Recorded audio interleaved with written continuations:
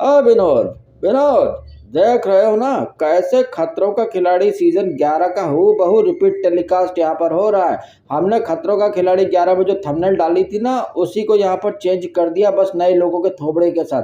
जैसे वहां पर बिजलानी के लिए रास्ते क्लियर हो गए थे, ऐसे ही यहाँ पर तुषार कालिया के लिए रास्ते एकदम क्लियर हो गए हैं। बाकी की बातों के लिए वीडियो आगे देखो, पूरा देखो। हाँ,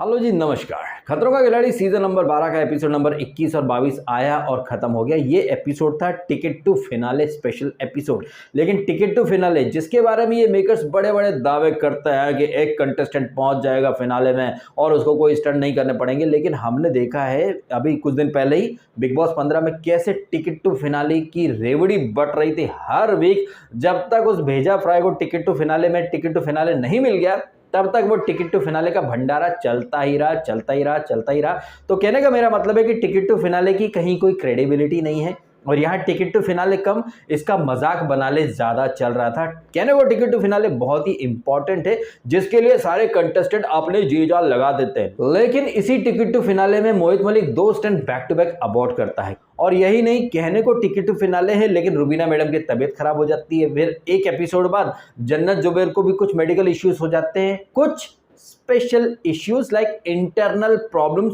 अब वो क्या इंटरनल प्रॉब्लम हो सकती हैं वो आई थिंक आप सब समझ ही चुके होंगे। चलो उन चीजों को इग्नोर कर देते हैं। सैटरडे के एपिसोड में हमने देखा कि चुबीना मैडम की तबीयत खराब है तो वो रेस से ऑलरेडी बाहर है। अब चूंकि चुबीना मैडम इतनी ज्यादा बीमार थी कि वो प्रैंक वगैरह तो कर सकती हैं, प्रैंक के शूट भी कर सकती हैं, लेकिन स्टंट परफॉर्म नहीं कर सकती, तो वो मोहित की पार्टनर नहीं बन पाती है। करंट वाला जो स्टंट रहता है जहां पर मोहित इजीली गिव अप कर देता, कितने जोरदार झटके लग रहे थे ना करंट के। यहाँ पर तुषार की बैंड बज गई थी, कनिका कितना चिल्ला रही थी। वो तो खैर ओवर एक्टिंग करती है, लेकिन आपको एक चीज समझ में आ गई होगी कि एक करंट वाला जो स्टंट था जहां पर चुबीना मैडम ने हंसते हंसते स्टंट कर दिया था, लेकिन यहाँ सबकी बैंड बज गई थी। तुषार, मोहित जो कि सबसे ज्यादा स्ट्रॉन्ग कंटेस्टेंट है सीजन के, उनके तक आंसू निकल आए थे, लेकिन चुबीना मैडम हंसते हंसते अपना करंट वाला कर गई थी स्टंट। आप समझ गए ना जो मैं कहना चाहता हूं कि कैसे वहां पर करंट के नाम पर सिर्फ नौटंकी चल रही थी। खैर वो जो स्टंट है उसके पहले फैजू एंड निशांत एक डायनामिक स्टंट करते हैं जहां पर निशांत पीछे रह जाता है, उसके बाद वो मोहित भी पीछे रह जाता है। ये सब नौटंकी चलती रहती। एक्चुअली में टिकट टू फिनाले का जो ड्रामा था ना, ये वेल प्लान्ड ड्रामा था और तुषार को टिकट टू फिनाले जीतना था। जिस तरीके से आपने देखा फैजू और तुषार एंड वाले स्टंट में कल रात को करते हैं, तुषार काफी अच्छे, और तुषार तो ठीक है, चुबीना मैडम आ जाती है एपिसोड में, उनकी तबीयत ठीक हो जाती है और जहां सारे कंटेस्टेंट आराम से खड़े हुए देख रहे हैं, चुबीना मैडम वहां पर शाबाश शाबाश शाबाश शाबाश शाबाश शाबाश ऐसे नीचे झुक झुक के क्या करना चाहती थी, मेरे को तो समझ में ही नहीं आ रहा था। इन शॉर्ट कहने का मेरा मतलब यही है कि ये टिकट टू फिनाले कम, ये मजाक बनाले ज्यादा चल रहा था, भर भर के नौटंकियां चल रही थी। इतना कहने को इंपॉर्टेंट ये एपिसोड था जहां पर हर किसी को अपना बेस्ट देना है, लेकिन आपने देखा कैसे वहां पर स्टंट के नाम पर नौटंकी ज्यादा चल रही है, वो स्क्रिप्ट बाजी चल रही है, वो राजीव अडातिया वहां पर स्क्रिप्ट लिखे जा रहा है। एंड आपने देखा होगा मजाक मजाक में रोहित शेट्टी ये भी बोल देता ना अडातिया से कि तेरे कौन से लेग में इंजरी थी, एंकल ट्विस्ट हो गई थी ना। तो ये मेकर्स खुद ही खुद को एक्सपोज भी कर रहे हैं कि कितना नकली हो चुका है खतरों का खिलाड़ी, और इस शो की क्रेडिबिलिटी तो काफी टाइम पहले ही खत्म हो चुकी है। जहां पर हमने पीछे की सीजन में देखा है, चाहे तन्ना हो चाहे बिजलानी हो, कैसे डे 1 से विनर डिसाइडेड होते हैं, लेकिन लोगों को ये चीजें अब दिखने लग गई। लेकिन मैंने तो ये चीजें आई थिंक बहुत पहले ही आपके सामने हाईलाइट कर दी थी ना, जब खतरों का खिलाड़ी सीजन 7 में एक कंटेस्टेंट जो कि अब इस दुनिया में नहीं है, लेकिन उस शो में वो कंटेस्टेंट बीच में एलिमिनेट होता है, फिर उसको लेकर के आते हैं, फिर ट्रॉफी जिता देते हैं। अब चूंकि वो पर्टिकुलर कंटेस्टेंट लोगों का फेवरेट था तो लोगों को स्क्रिप्टेड एलिमेंट नहीं लगते हैं। ऐसे ही वो लोग जिनकी फेवरेट को बिग बॉस 14 की ट्रॉफी जिता दी गई मेकर्स के द्वारा, अब उनकी जो फेवरेट है ना वो यहाँ पर टॉप 3 की रेस से ऑलरेडी बाहर हो गई है, क्योंकि यहाँ पर मेकर्स किसी और को जिताना चाहते हैं और वो इंसान है तुषार कालिया। और जिस तरह से तुषार कालिया, फैजू और मोहित ने परफॉर्म किया है, तो ये तीनों तो टॉप 3 में आना डिजर्व करते हैं। अब इनके होते हुए चुबीना को कैसे आगे लाया जाए। अब यहाँ पर जो स्क्रिप्ट है वो चुबीना के अगेंस्ट जा रही है, तो सडनली चुबीना के सारे फैंस को मेकर्स बायस्ड लगने लगेंगे, अनफेयर लगने लगेंगे। लेकिन इसी अनफेयर चीज का फायदा जब चुबीना को मिला था, तब तक लोगों को चीजें सही लग रही थी। ऐसे ही जन्नत जुबैर, जन्नत ने नो डाउट बहुत अच्छे स्टंट परफॉर्म किए हैं, लेकिन जब जब वो एलिमिनेशन स्टंट में आई है उसके सामने प्रतीक को खड़ा कर दिया गया है और प्रतीक ने इजीली स्टंट गिव अप कर दिए हैं। इस तरीके से जन्नत के फैंस को खुश करा गया और फैजू के फैंस को भी खुश करा गया, उसे एलिमिनेशन में डालकर वापस लाया गया। एंड जाहिर तौर पर जन्नत और फैजू का जो इतना बड़ा फैन फॉलोइंग वाला बेस है उसको यूज तो करेंगे ये लोग टीआरपी के लिए। तो कैसे यहाँ पर स्क्रिप्ट रची गई आप अच्छे से समझ सकते हैं। एंड जिस तरीके से राजीव अडातिया को यहाँ पर अब तक रखा गया है, कॉमेडी में कई बार वो मेकर्स की स्क्रिप्ट भी खोल डालता है, जैसे कि उसके एंकल कौन सी ट्विस्ट हुई थी, ये वाला पैर था, वो वाला पैर था, और वो स्क्रिप्ट के नंबर बोल भी देता है कि मैं कंटेंट प्रोवाइड कर रही हूँ तो मैं तो आगे तक जाएंगे। तो ये चीजें मैं आपके सामने बहुत पहले से हाईलाइट करता आया हूँ, जस्ट बिकॉज कि लोगों को ये चीजें उनके फेवरेट के अगेंस्ट जाती लगती हैं तो वो फिर मुझे गाली देते हैं, इसीलिए मुझे पसंद नहीं करते। लेकिन मैं उन लोगों के लिए तो रिव्यू वैसे भी नहीं करता। मेरे रिव्यू का एकमात्र उद्देश्य यही होता है कि मेकर्स के दावे और कंटेस्टेंट की एक्टिंग ये आपके सामने मैं ला करके रख दूं कि देखो भैया ये स्क्रिप्ट है, यहाँ पर ये लोग एक्टिंग कर रहे हैं, ये जो स्क्रिप्ट चल रही है इसका फायदा इस कंटेस्टेंट को मिल रहा है। अगले शो में जब उसके अगेंस्ट चीजें चली जाएंगी तो आपको चीजें स्क्रिप्टेड या फिर अनफेयर लगने लगेंगी। लेकिन यही चीजें आपके फेवरेट के जब फेवर में जाती हैं तब आप कहते हो one man army, tiger, boss lady, ये लेडी, वो लेडी। ये कौन सी बॉस लेडी भाई साहब? ये बॉस लेडी है। आपको याद होगा जब वो टीम वाला स्टंट चल रहा था तब भी चुबीना एक दिन के लिए इंजर्ड हो गई थी, वो फ्रैक्चर हो गया, पता नहीं क्या क्या, वो खोपड़ी पे लगा करके चली गई थी स्ट्रेचर पर, अगले एपिसोड में वापस आ गई थी। तो ये ड्रामा, ये नौटंकी, ये एक्टिंग है जो कि रियलिटी शो में रियलिटी के नाम पर परोसी जा रही है। जब तक आप इन चीज़ों को असली मानते रहेंगे, उनके मेकर्स के झांसे में आते जाएंगे,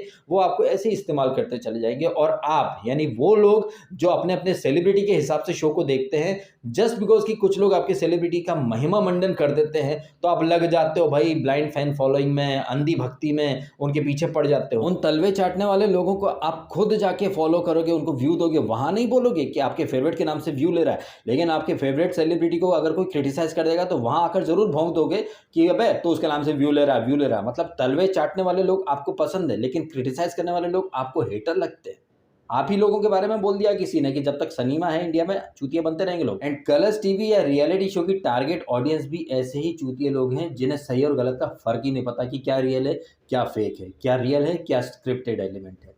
तो यहाँ पर मेकर्स का प्लान समझने की कोशिश करें। अब चूंकि क्या है कि मेकर्स के रेड कारपेट पर चलकर ये जन्नत और रुबीना दोनों आ चुके हैं। हालांकि जन्नत ने स्टंट किए हैं, इसमें कहीं कोई दो राय नहीं है, लेकिन जब जब जन्नत एलिमिनेशन स्टंट में आई है उसके सामने पॉटिक था जो दोनों बार एलिमिनेट हो गया। या ये कहें कि मेकर्स का जो प्लान था ना उसने उसको एग्जीक्यूट करा सो दैट जन्नत बच जाए और आगे तक चली जाए। लेकिन यहाँ पर जो स्टंट है ये काफी डायनेमिक स्टंट है, ये काफी डेंजरस स्टंट है। And I am pretty sure कि जिस तरीके से ये जो लास्ट वाला टिकट टू फिनाले स्टंट है ये जन्नत भी नहीं कर पाती, ये चुबीना भी नहीं कर पाती, लेकिन इनके फैंस कहीं ना कहीं डिसअपॉइंट ना हो जाएं, इसके लिए मेकर्स ने बीमारी का, अनवेल होने का, मेडिकली अनफिट होने का ड्रामा रचा। कोई इनका प्रॉक्सी बन जाओ, प्रॉक्सी बन जाओ। अच्छा प्रॉक्सी? अरे वो तो स्ट्रॉन्ग वुमन है ना, बॉस लेडी है ना, उसको प्रॉक्सी की क्या जरूरत? वो तो एंड तक गिव अप नहीं करते हैं ये लोग। तो आप समझ जाइए कि कैसे मेकर्स ने यहाँ ड्रामा रचा। मेकर्स ने ऑलरेडी सोच रखा है कि किस किस को कहां कहां तक, किस किस एपिसोड तक लाना है, उसी अकॉर्डिंग ये सारी चीजें गई हैं। और ये जो टिकट टू फिनाले के जितने भी स्टंट हैं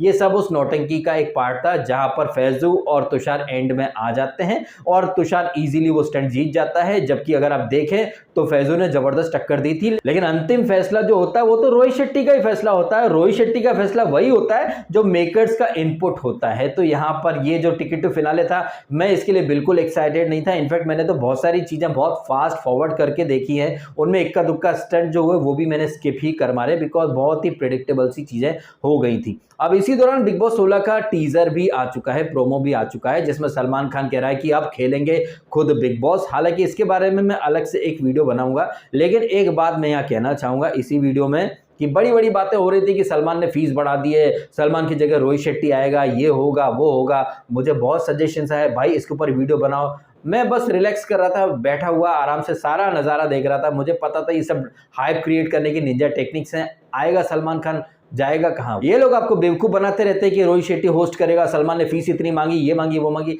अरे घर का शो है भाई साहब, किससे फीस मांगेंगे वो? थोड़ा तो अपना अकल लगा लिया करो ना। मैं कभी नहीं कहता कि जो मैं कह रहा हूँ आप वही माने, मैं हमेशा कहता हूँ कि आप अपना भी दिमाग लगाओ। ये बानीजय और ये जो हैं क्या नाम इसका सलमान खान टीवी, ये पार्टनर्स हैं, तो सलमान खान किससे फीस मांगेगा? अपनी ही कंपनी से फीस मांगेगा क्या? अपनी कंपनी में तो वो हिस्सा रखेगा ना भाई साहब। तो थोड़ी सी लॉजिक आप भी लगा लिया करें।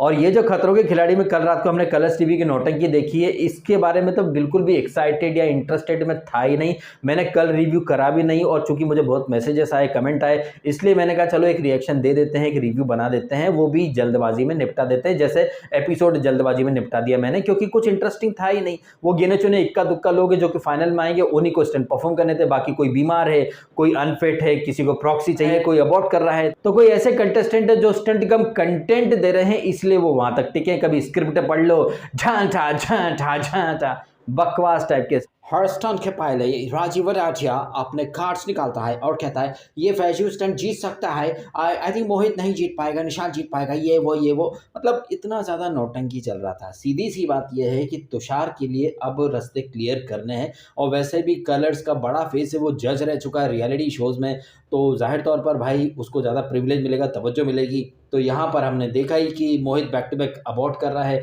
और बीते कुछ वीक के आप स्टैंड देखे तो मोहित का पार्टनर कौन था? वो अडातिया। उसके पहले वो फट्टू चंद फटोलिया।